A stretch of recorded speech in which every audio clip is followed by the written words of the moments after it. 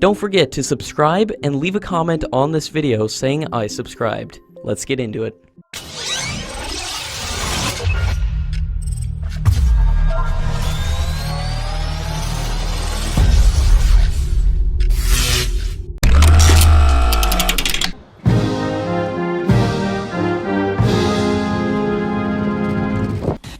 Noting that the India-US relationship in defense has acquired the dimensions of a strategic partnership over the last decade, the Indian Defense Minister has said that the two countries have made considerable progress. She also described her US visit as part of her endeavor to take forward the bilateral defense cooperation.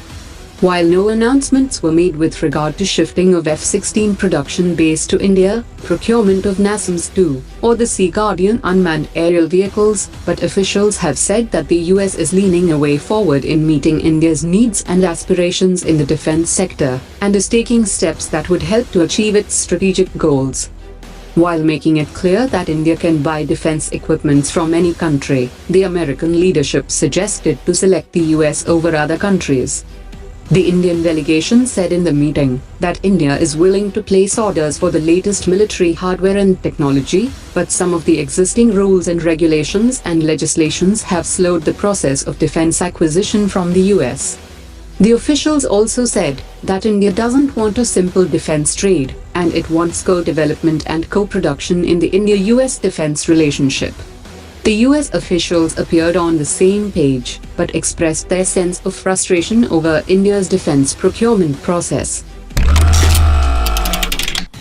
According to latest reports, the US Air Force is launching a next-generation airborne surveillance command and control technology, which is intended to successfully synchronize all the assets onto a single seamless network.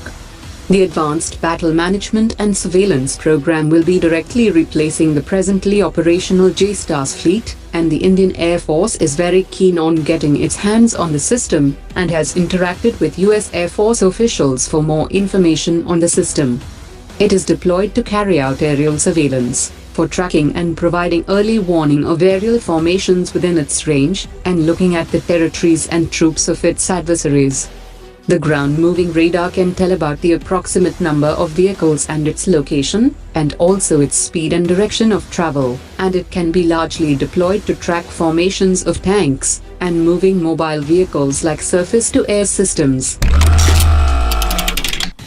According to latest reports, the Modi government has given the go-ahead for the construction of its second indigenous aircraft carrier.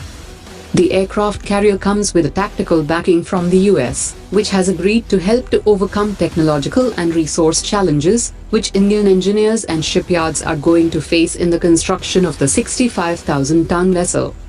According to Navy's Naval Design Bureau, the carrier will have conventional integrated electric propulsion, and initial proposal to have a nuclear propulsion has been dropped, due to the high cost involved in their construction.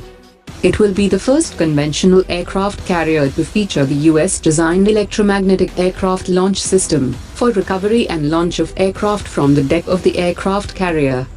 While it is still unclear that which aircraft will be operated from the new aircraft carrier, but India has secured the technical assistance of the US government regarding certification of the selected air group for the aircraft carrier, which might help other US-based aerospace majors like Boeing and Northrop Grumman to pitch their F-18 fighter jets and unmanned combat vehicles for the aircraft carrier.